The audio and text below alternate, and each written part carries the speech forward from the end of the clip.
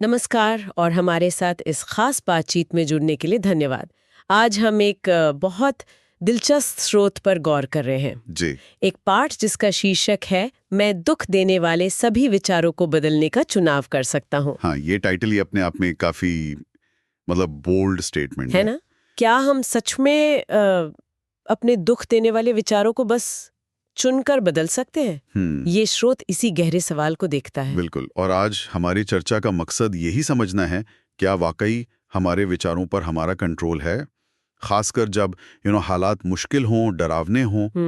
ये स्रोत हमें क्या सिखाता है? क्या ये सिर्फ पॉजिटिव थिंकिंग टाइप कुछ है या कुछ और गहरा है इसमें? देखिए, स्रोत का जो मेन आइडिया है वो ये है कि हमारे मन में फ्री विल मतलब स्वतंत्र इच्छा और चुनने की क्षमता वो नेचुरली होती है। अच्छा। हम शायद इसे महसूस ना करें, पर हम लगातार चुन रहे हैं कि हमारे मन में क्या चल रहा है। दिक्कत तब होती है जब हम ये भूल जाते हैं या फिर लगता है कि हम सिचुएशन में फंस गए हैं। फंसा हुआ महसूस करना, हाँ, ये तो बहुत कॉमन फीलिंग है। कई बार लगता है जैसे कोई रास्ता ही नहीं है, कोई दरवाजा ही नहीं है। सही। लेकिन स्रोत कहता है कि एक रास्ता है और इसे खोजने के लिए कुछ तरीके भी बताता है। हाँ, बिल्कुल सही। स्रोत न सिर्फ इस कॉन्सेप्ट को समझाता है, बल्कि एक मेंटल टेक्निक और लेखक की लाइफ का एक बहुत ही नाटकीय अनुभव भी शेयर करता है, जो दिखाता है कि ये प्रिंसिपल असल जिंदगी में कैसे काम कर सकता है। तो चलिए यहीं से शुरू करते हैं।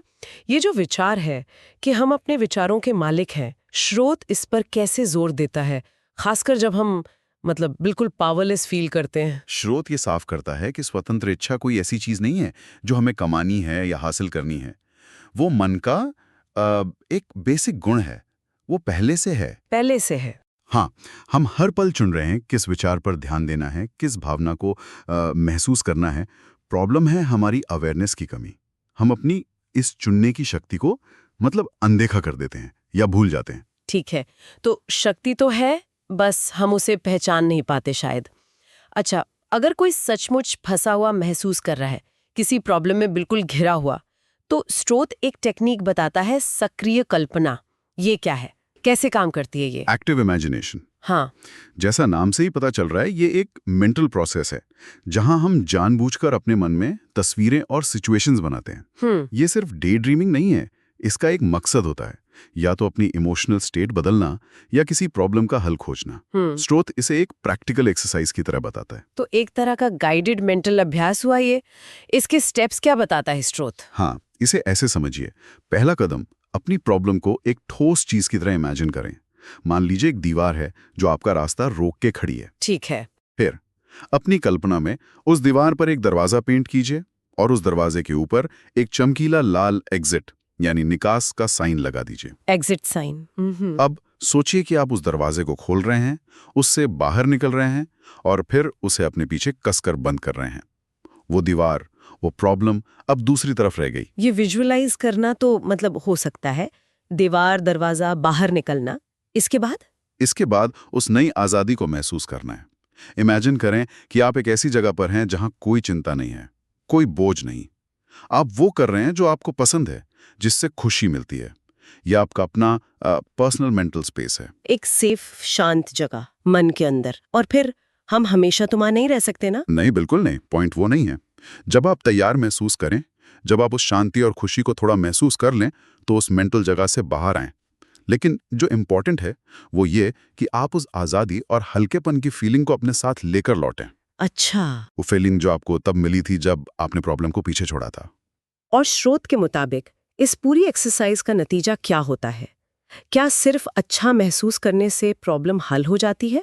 स्रोत का कहना है कि जब आप उस बदली हुई मेंटल स्टेट के साथ, उस ताजगी, उस खुलेपन के साथ अपनी असल प्रॉब्लम को देखते हैं ना, हाँ, तो अक्सर नए सॉल्यूशंस दिखाई देने लगते हैं। वो समाधान जो पहले जब आप चिंता और फंसे होने की भावना में थे तब नजर नहीं आ रहे थे। अरे वाह! तो ये दिखाता है कि सिर्फ अपनी अंदर की हालत बदलकर हम बाहरी मुश्किलों के नए हल ढूंढ सकते हैं। ये सिर्फ विजुअल थिंकिंग नहीं है, ये पर्सपेक्टिव का शिफ्ट है। ये तो बड़ा इंटरेस्टिंग है। मेंटल एग्जिट खोजने से असल दुनिया में रास्ते खुल सकते हैं। तो ये तकनीक हमें मानसिक रुकावटों से निकलने में मदद कर सकती है। लेकिन स्रोत सिर्फ निकलने की बात नहीं करता, शायद उन रुकावटों को देखने का नजरिया बदलने की भी बात करता है ना? बिल्कुल सही कहा आपने। स्रोत एक और बहुत जरूरी नजरिया सामने रखता है। चीजों को प्रॉब्लम्स की तरह देखने के बजाय उन्हें सीखने के मौकों की तरह देखना। सीखने के मौके, लर्निंग अपॉर्चुनिटीज। हाँ, ये एक बहुत बड़ा शिफ्ट है। जब हम किसी सिचुएशन को एक लेसन की तरह देखते हैं जिसे हमें सीखना है, तो उसका जो इमोशनल बोझ होता है ना, वो कम हो सकता है। सीखने के अवसर, ये सुनने में तो अच्छा लगता है, पर जब कोई सच में बड़ी मुश्किल आती है तो उसे सबक की तरह देखना काफी मुश्किल हो सकता है। क्या स्रोत इस बारे में कुछ कहता है? हाँ, स्रोत ये मानता है कि ये नजरिया अपनाना हमेशा आसान नहीं होता, खासकर शुरुआत में। लेकिन वो ये सुझाव देता है कि जब हम किसी स्थिति से जुड़ा सबक सीख लेते हैं, तो उसके बाद अक्सर एक शांति और खुशी का एहसास होता है। और एक और सुकून देने वाली बात जो स्रोत कहता है, वो ये है कि हमें सबक तभी मिलते हैं जब हम उन्हें सीखने के लिए तैयार होते हैं। शायद अनजाने में ही सही, पर हमारी तैयारी होती है। बिल्कुल। और इसी सोच को पक्का करने के लिए स्रोत एक पुष्टि, एक एफर्मेशन पर जोर देता है। मैं दुख देने वाले सभी विचारों को बदलने का चुनाव कर सकता हूं। ये एक पावरफुल रिमाइंडर है। हमारे मन में चोट पहुंचाने वाले विचार भी हो सकते हैं और मदद करने वाले भी। चॉइस हमेशा हमारी है। हम ये फैसला कर सकते हैं कि सिर्फ प्रेम भरे, मददगार विचारों को ही जगह देंगे। मैं दुख देने वाले सभी विचारों को बदलने का चुनाव कर सकता हूँ। इसे याद रखना वाकई मददगार हो सकता है। पर अब आते हैं उस हिस्से पर जो इस लेसन को सचमुच जिंदा कर देता है। लेखक डॉक्टर जम्पोल्स्की का अपना एक अनुभव, और ये कोई मामूली किस्सा नहीं है, सुनने में काफी इंटेंस लगता है। हाँ बिल्कुल, ये घटना 1951 की है। सैन फ्रांसिस्को के स्टैनफोर्ड लेन हॉस्पिटल के एक लॉक्ड साइकियाट्रिक वार्ड की। बंद मनोरोग वार्ड, लॉक्ड वार्ड। हाँ। लेखक को सुबह के 2 बजे एक मरीज को देखने के लिए बुलाया गया जो अचानक बहुत वायलेंट हो गया था। सुबह 2 बजे, बंद वार्ड, वायलेंट मरीज, माहौल तो बहुत ही टेंस रहा होगा। क्या हुआ था वहां? मरीज को अक्यूट स्किज़ोफ्रेनिया के डायग्नोसिस के साथ पिछली दोपहर ही एडमिट किया गया था। लेखक के पहुंचने से कुछ देर पहले उसने अपने कमरे के दरवाजे के चारों ओर लगी जो लकड़ी की मोटी पट्टी होती है ना, मोलिंग, हाँ। वो उखाड़ दी थी, और वो काफी मजबूत होती है। ओहो, ये तो खतरनाक बात है। लेखक ने दरवाजे में लगी छोटी सी खिड़की से अंदर झांका। अंदर एक बहुत लंबा चौड़ा आदमी था, 6 फीट 4 इंच लंबा, करीब 280 पाउंड यानी 127 किलो वजनी। बाप रे। वो बिल्कुल नग्न था, हाथ में लकड़ी का वही भारी टुकड़ा लिए हुए था जिसमें कीलें निकली हुई थी, और जोर जोर से कुछ अस्पष्ट बातें कर रहा था। ऐसी हालत में तो किसी की भी हालत खराब हो जाए। क्या लेखक के साथ मदद के लिए कोई था? 2 मेल नर्स थे जो लेखक के अनुसार फिजिकली इतने इम्प्रेसिव नहीं थे। उन्होंने लेखक को कहा, हम आपके ठीक पीछे रहेंगे डॉक्टर। अच्छा। लेकिन लेखक को इससे कोई खास हिम्मत नहीं मिली, जाहिर है। समझा जा सकता है। उस वक्त लेखक ने क्या महसूस किया? डर तो बहुत लगा होगा। लेखक ने लिखा है कि उन्हें बहुत ज्यादा फंसा हुआ महसूस हुआ, ट्रैप्ड। डर इतना था कि वो लगभग पैरालाइज्ड हो गए थे। उन्हें गहरी इमोशनल पीड़ा महसूस हुई और लगा कि फिजिकल चोट लगने का खतरा भी बहुत ज्यादा है। स्रोत बताता है कि लेखक का अतीत, शायद ऐसे हालातों के पिछले अनुभव या डर, वो उनके उस पल के अनुभव को बहुत बुरी तरह से रंग रहा था। शांति या खुशी का तो सवाल ही नहीं था उस वक्त। ऐसी जानलेवा सिचुएशन में जहां डर हावी है और बचने का कोई रास्ता नहीं दिख रहा, नॉर्मल रिएक्शन तो शायद डिफेंसिव होना या ताकत दिखाना होता। लेखक ने क्या किया? क्या उन्होंने नर्सों को बुलाया या कोई और तरीका अपनाया? यहीं पर कहानी एक बिल्कुल अनएक्सपेक्टेड मोड़ लेती है। खिड़की से उस डरे हुए हिंसक लग रहे मरीज को देखते हुए लेखक को अचानक एहसास हुआ कि मरीज खुद कितना ज्यादा डरा हुआ है। अच्छा। और फिर उसी पल उन्हें अपने खुद के गहरे डर का एहसास हुआ। एकदम से उन्हें लगा कि उनमें और उस मरीज में एक चीज कॉमन है, एक बॉन्ड है, और वो था डर। दोनों बुरी तरह डरे हुए थे। डर, डरे कनेक्शन बन गया। ये तो बिल्कुल उल्टी बात है। आमतौर पर तो डर हमें अलग करता है। हाँ, लेकिन यहाँ ऐसा नहीं हुआ।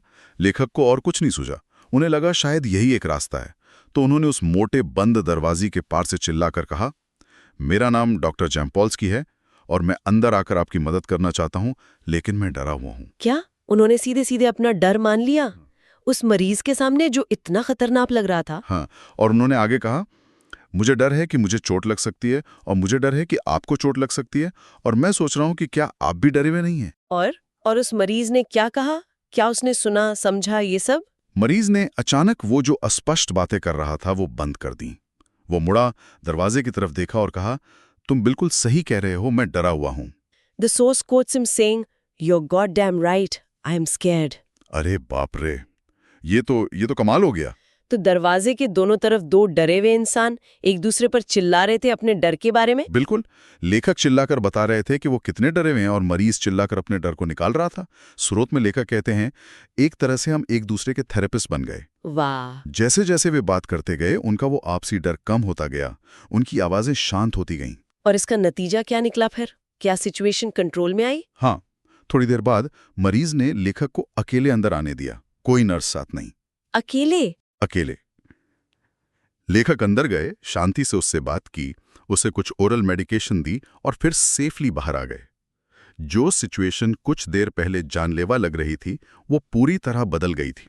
ये कहानी तो वाकई अविश्वसनीय है।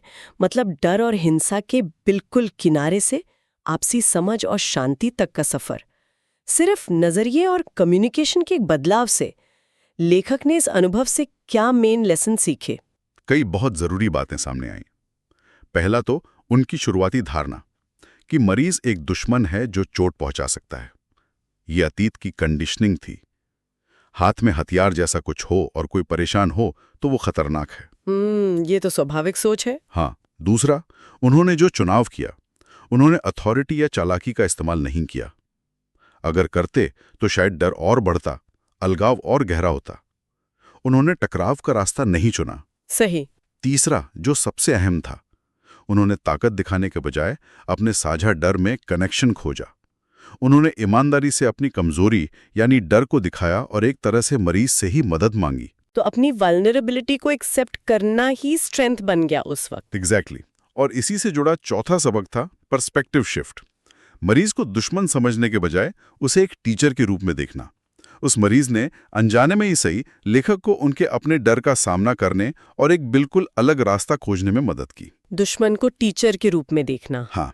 और पांचवा, एक ज्यादा बड़ा एहसास। लेखक को लगा कि शायद हम सभी किसी न किसी लेवल पर पागल हैं, बस हमारे पागलपन के तरीके अलग अलग हैं। इस सोच ने उन्हें उस मरीज के साथ एक गहरी मानवीय बराबरी महसूस करने में मदद की। दुश्मन को टीचर मानना और ये समझना कि हम सब में कुछ न कुछ साझा कमजोरियां हैं या कहें पागलपन है, ये वाकई बहुत गहरा नजरिया है। बिल्कुल। और ये सब घूम फिरकर उसी मूल विचार पर आता है। लेखक ने अपने विचारों को बदलने का चुनाव किया। उन्होंने डर, टकराव और अलगाव के विचारों को छोड़कर साझा मानवता, ईमानदारी और मदद के विचारों को चुना। कहानी का अंत भी इसी पुष्टि के साथ होता है कि हम अपने सभी विचारों को डर, अपराध या निंदा से मुक्त करने का चुनाव कर सकते हैं। और लेखक फिर दोहराते हैं, मैं दुख देने वाले सभी विचारों को बदलने का चुनाव कर सकता हूं। तो ये कहानी दिखाती है कि विचारों को बदलने का चुनाव सिर्फ एक अच्छा आइडिया नहीं है, बल्कि मुश्किल हालात में एक प्रैक्टिकल स्ट्रैटेजी भी हो सकती है। हाँ। अपने डर को मानना और शेयर करना, और दूसरे इंसान में, चाहे वो कितना भी अलग या डरावना क्यों ना लगे, एक टीचर या साथी देख पाना, ये वाकई बदलाव ला सकता है। निश्चित रूप से। ये कहानी उस लेसन के प्रिंसिपल का एक बहुत ही पावरफुल और रियल लाइफ उदाहरण है। तो आज के इस पूरी चर्चा से क्या खास बातें हैं जिन्हें हम याद रख सकते हैं? मेरे लिए तो ये साफ है कि मुश्किल महसूस होने पर भी हमारे पास अपने विचारों को लेकर एक चॉइस होती है। हाँ, ये सबसे जरूरी टेक अवे। और एक्टिव इमेजिनेशन जैसी टेक्निक्स हमें मेंटली स्टक फील करने से बाहर निकलने में मदद कर सकती हैं, नए रास्ते दिखा सकती हैं। डॉक्टर जम्पोल्स्की की कहानी हमें सिखाती है कि डर जैसी मुश्किल भावनाओं को ईमानदारी से मानना और कहना कैसे अनएक्सपेक्टेड तरीके से कनेक्शन और सॉल्यूशन पैदा कर सकता है, यहाँ तक कि सबसे ज्यादा टेंस सिचुएशन में भी। बिल्कुल। और किसी विरोधी या मुश्किल इंसान को दुश्मन के बजाय टीचर के रूप में देखना, ये हमारे पूरे एक्सपीरियंस को बदल सकता है। ये सचमुच सोचने वाली बातें हैं।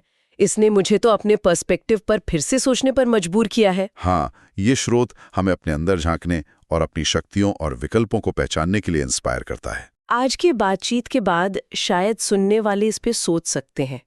अपने खुद के पागलपन या डर के उन हिस्सों को पहचानना जिन्हें हम अक्सर छिपाते हैं, क्या वो दूसरों के साथ मुश्किल सिचुएशंस में कनेक्ट करने में मददगार हो सकते हैं? या फिर आज उनकी जिंदगी में ऐसी कौन सी दीवार है जिस पर वे मेंटली एक दरवाजा और एक एग्जिट साइन इमेजिन करके आज़ादी की भावना महसूस करने की कोशिश कर सकते हैं? ये गहरे सवाल हैं जिन पर सोचना फायदेमंद हो सकता है। आज के स्रोत सामग्री के इस विश्लेषण में हमारे साथ जुड़ने के लिए बहुत बहुत धन्यवाद। उम्मीद है कि इस बातचीत से सोचने के लिए कुछ नया मिला होगा और अपने विचारों की शक्ति को देखने का शायद एक अलग नजरिया भी।